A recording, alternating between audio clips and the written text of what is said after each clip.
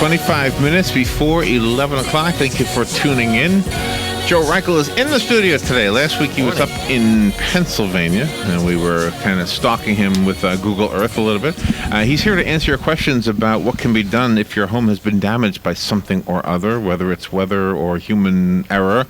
And the phone number right now, if you have a question for Joe, is the WOCA Climate Control Source Hotline, 622-WOCA. Good morning, Joe. Good morning. Was it a fun visit? Was it rushed? Were you relaxed? What was your visit like? It was a little bit of everything. It was family, though, right? Yeah, family time. Got to spend some time helping my mom and dad do some stuff around the house. So your parents live up there? Yes. Oh, wow. Yeah, and then we went to visit. When I talked to you, I was visiting my grandparents. Uh-huh. And that's always cool, isn't it? Yeah. Yeah. It was nice. Do it now while you can, right? Well, I try to get up at least once a year. Yeah. Oh, really? So, but then the fun part of the trip, I was seeing a kid that graduated, real good friend of mine, graduated a couple years ahead of me. His daughter graduated high school. So we had a great big party and had a lot of fun there. See, you don't seem old enough that you could have friends who have children that graduated high school. This is my 20-year class reunion. I think you told me that. Yeah, kind of a shock to me. You got a young gene going, right? You got a youthful gene, right? I guess. By the way, my Pennsylvania story is this. I think it's the Pennsylvania Turnpike. Mm-hmm. It goes straight from south right to north. It just cuts right through the state. On the eastern part of the state. Am I naming the right road? Yeah, there could be one there. The one I'm familiar with goes east and the west. Other way. Okay, though, so whatever I was on.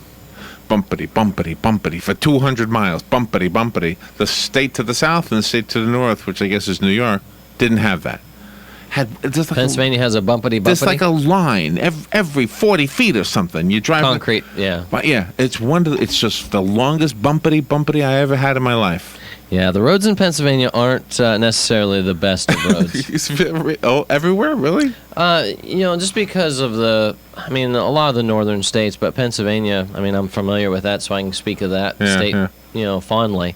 But, just the freezing and thawing in the wintertime, wintertime to summertime, you get a lot of so that was you were pretty close to, Lake Erie?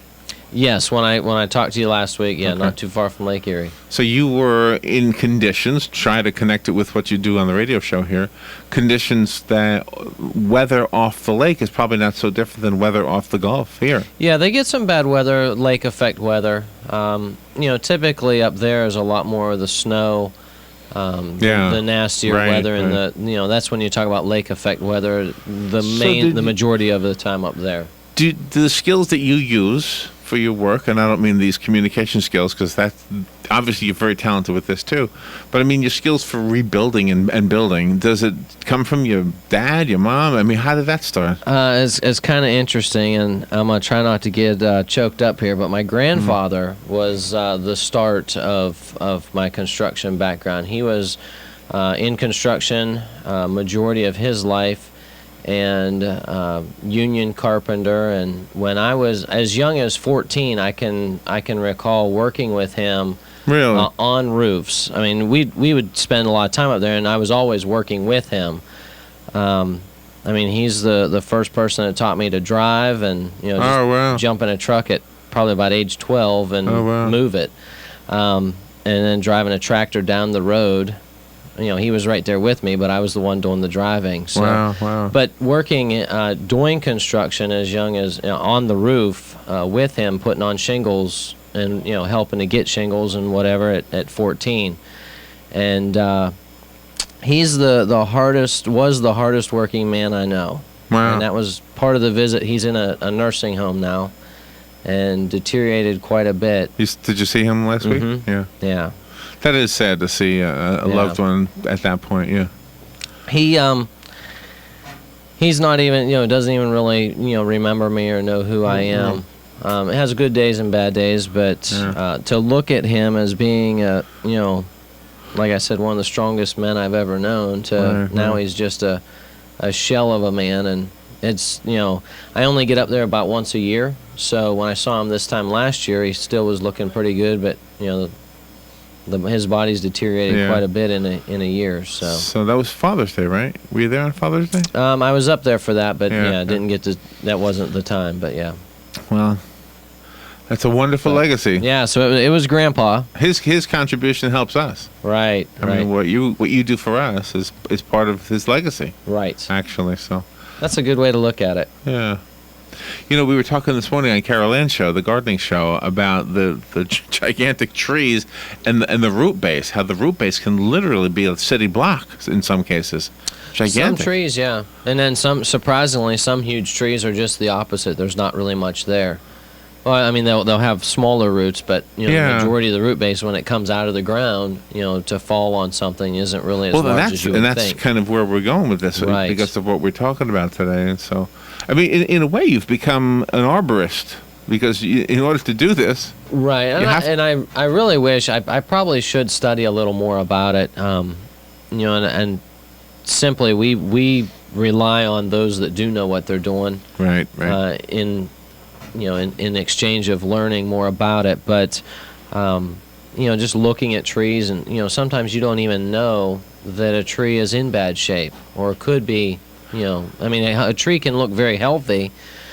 Perfect example of this: we were working on a house that had tree fall on it, and the guy was there, a tree guy, Richard's Tree Service, was there to get the tree off the house. And as he's moving his lift around, he's up about 20 feet, and he's looking at another tree that's in the backyard, still standing, and he went over to it, and he stuck his chainsaw. He had about 18-inch bar on his chainsaw, the blade, the saw, the chain part. He stuck that down in a knot in this tree all the way up to the motor. Wow. So it was like hollowed out. It was an old limb that had fallen off and hollowed out. So this is about 20 feet up in the air. This tree's hollow. Oh my goodness! And, not a good sign. No, it's not. And it looks healthy. So that's kind of the point here. Is you never know. Looking at a tree, it can look healthy. Yeah. But unless you really inspect the tree, you don't. Scary know. stuff. Yeah. Yeah. It's almost like you love the trees, but you don't. Sometimes you just cut them down. I'd rather live without a tree. Well, and there's all kinds of trees that are safe, but you do have to be careful, with your trees. And around here we have a lot of the water oaks. So water oak is a more dangerous tree. Now, have you had damage control calls from somebody who's been damaged from the ground up, rather than a tree falling down? The roots maybe have lifted the side of the house or done that kind of damage? We've got one. A lady had water coming into her home, and it only came in, and when it was raining really hard, and the way the slope of her ground was, the water would push against the house. The trees that she had alongside the house had grown. They were planted so close to the house that the roots had gone into some of the cracks that are in the home and expanded them. So that was kind of a situation where slow but sure deterioration of the wall, probably. Right. Wow. Right. So what'd you do?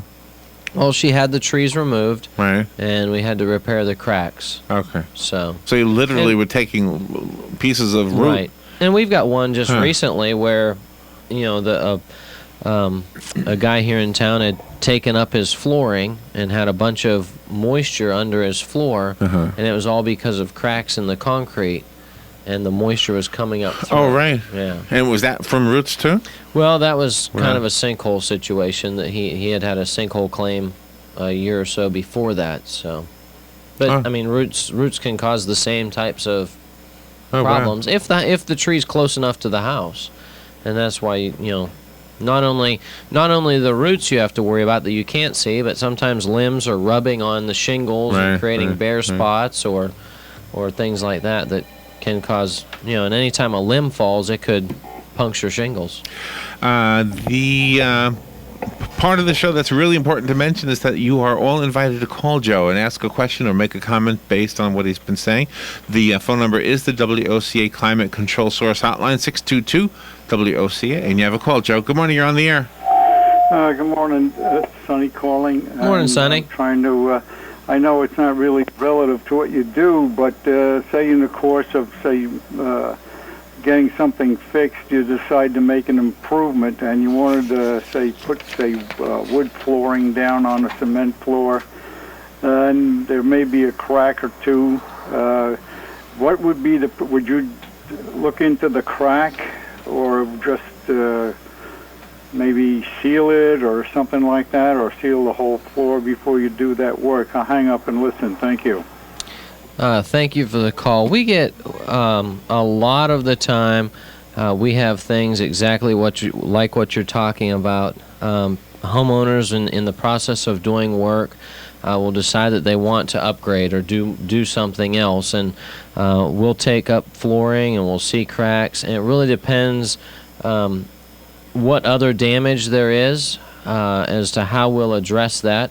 Sometimes it's as simple as putting a product down that will seal that, and then putting the new flooring over top of it.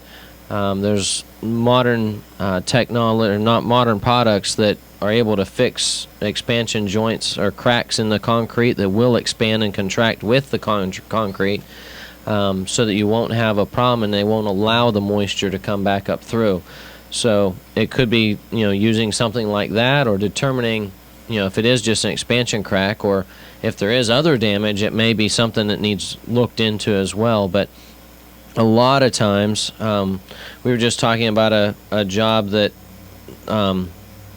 this morning, that me and one of the guys were talking about a job that we've got, and the lady, she hates her kitchen, and that's one of the next projects they wanted to remodel, was the kitchen. Hates her kitchen. She hated it. Yeah, they bought the house, and it wasn't what they wanted, and they've slowly been remodeling different parts, and the kitchen is the next step. I can't imagine hating my kitchen.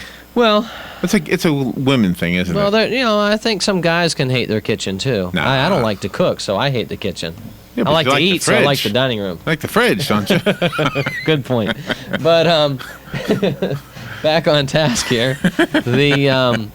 Their next project was to remodel the kitchen. So, part of this project, as far as the damage, is to replace some of the things that were damaged in the kitchen. And while we're doing that, we'll probably be doing a more extensive remodel for her in order to update, give her a clean, new, fresh look that she's going to love for many years to come.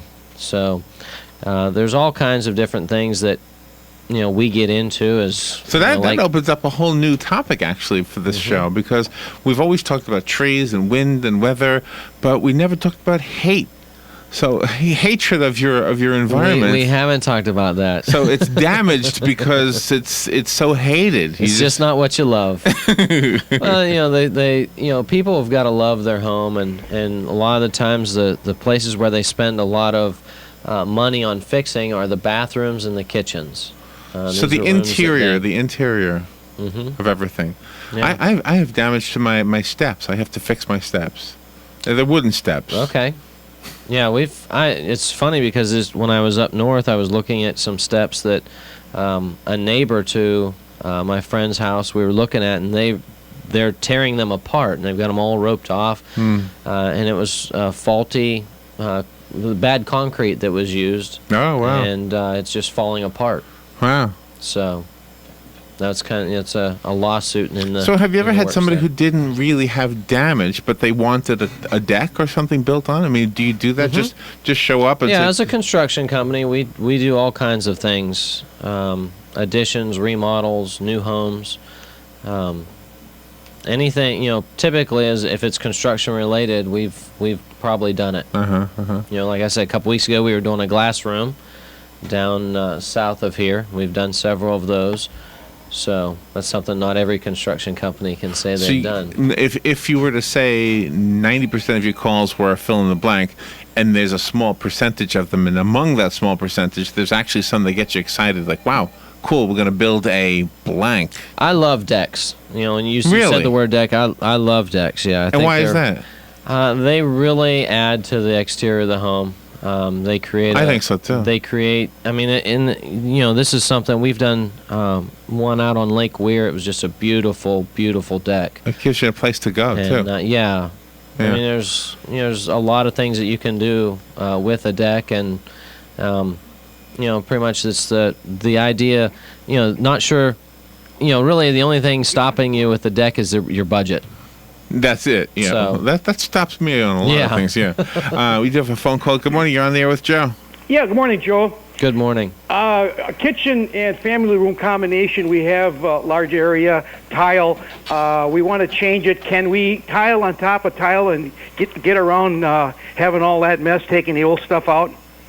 Well, it really depends. The simple answer to that would be yes. Okay. However, it really depends if it's all held down right. As long as everything's fastened good, and there's products that can be used to go over tile.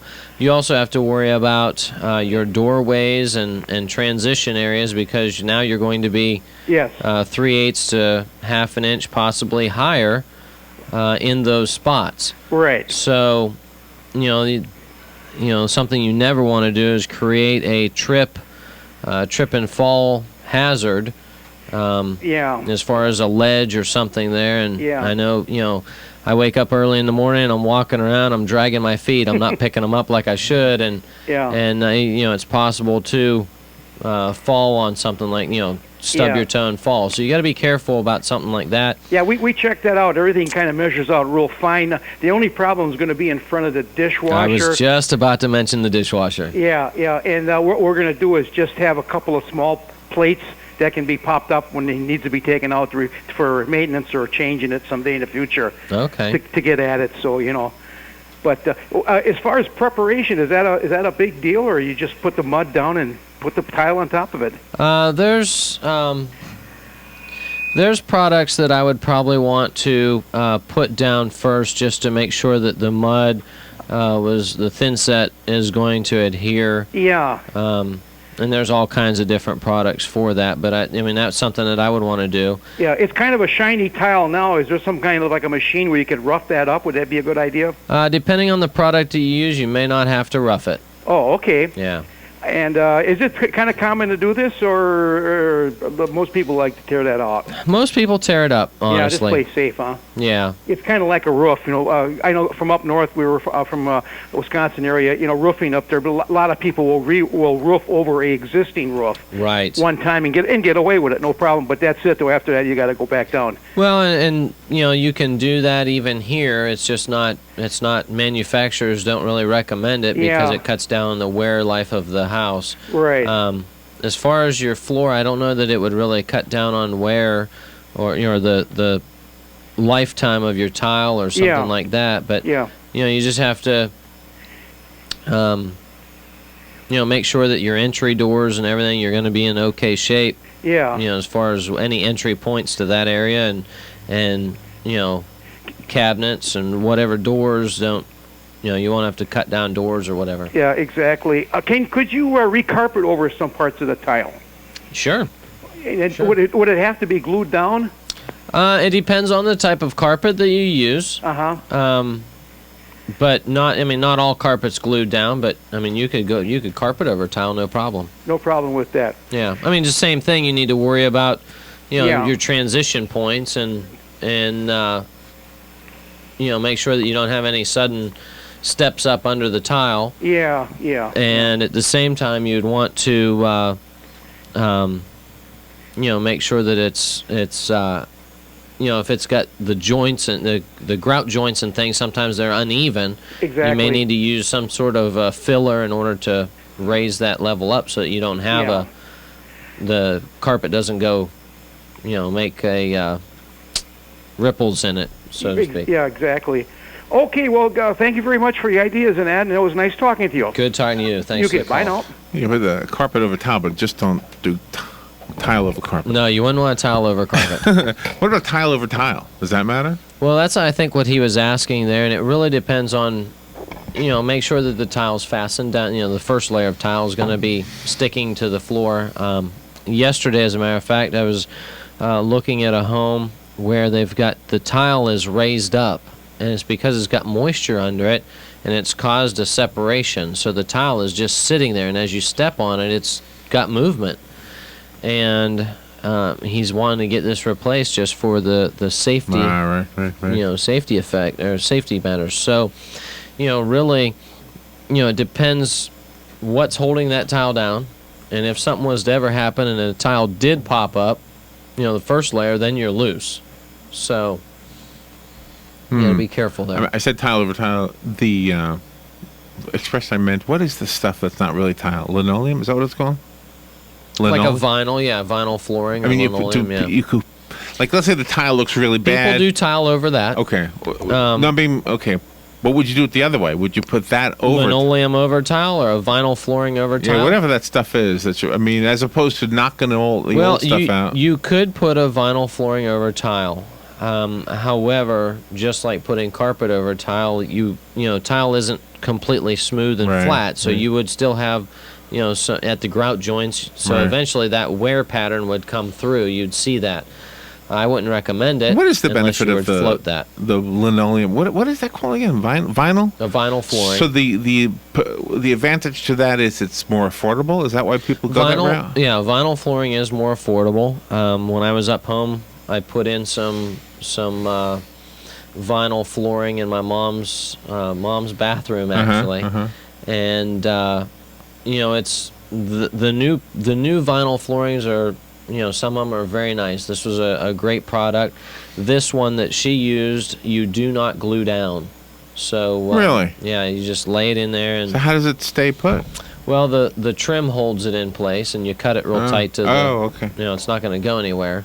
But it's it's a type of a floating. Well, you were talking about you had a guest in here, a guy who makes non-slip surfaces. Right. Okay. Yep. It seems like the vinyl is not as slippery when wet. I'm sure it is, but not as slippery as tile is.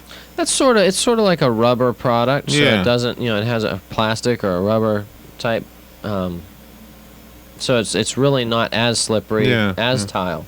Yeah, Ken Fisher who was in here with New Safe Floors, and I'm sure there's people that have some areas of vinyl that is slippery, and some of it can be, but typically a lot of them are made so that they're not slippery.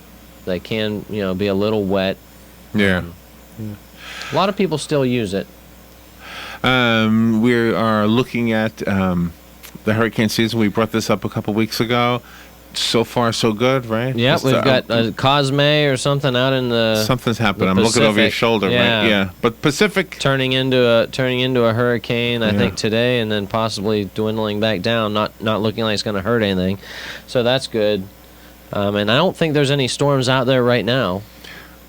Is there? Robin, wasn't there a storm you were telling me about in the Gulf, in the lower Gulf? Yes. See, Robin's husband keeps up with this really closely. Yeah, there's a storm in the lower Gulf. Something in the lower Gulf. Okay. Yeah, going. Well, and that's kind of neat you bring that up, because today on the Voice of Ocala, when Angie Lewis has invited me to be her guest, and we're going to talk about hurricanes and hurricane safety today. So. All right. That's at 4, I think, this afternoon. So you're promote your second appearance of the day. Yeah, there you go. Yeah. Well, and so in regards to that, I mean, this is part of what we are all aware of, and we've all become complacent about. Right. So it's a good thing. A lot of that is all preparation for things. That is exactly it. And anybody that. Anyone that's prepared for this is going to be able to survive a lot better than someone who's not. And that there's multiple resources for us in order to be prepared, and that's something that everybody needs to do. Not everybody does, but we need to do it. You can go on the weather stations like wesh.com. They have a hurricane survival guide on there. A lot of the other stations do as well. You can just click on there and it'll give you resources to use, as far as a list of supplies that you should have, such as a to-go bag in order to be prepared. Make sure that you have, your things that you might forget easily, like prescriptions. You might, not get it, or having some spare cash. Do you have a weather radio? Do you personally have one? I do. Is it kind of like the only time I've ever used my weather radio? It's always scary outside. It's like, so it's it's an irony, isn't it, that there's a comfort in it.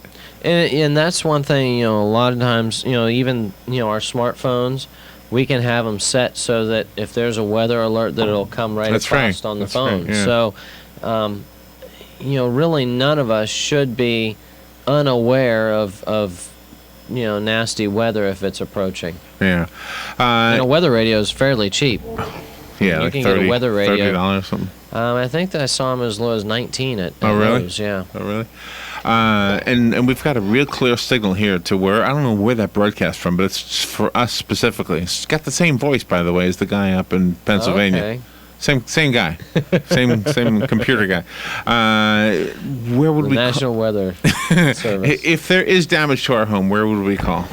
You can call me directly, 352-817-6574, or you can call our office, 352-622-5135, or email me, joe@damageflorida.com, and I can help you through the process of rebuilding and working with your insurance company in order to get you cleaned up and back to normal. Yeah, and maybe consider putting a deck on that house. Give you someplace outside to go have some place to enjoy. iced tea or something. There you go. Sweet tea. Thank you, Joe. Thank you. As always. All right, we'll take a little break and be right back. Damage control, damage control, damage control.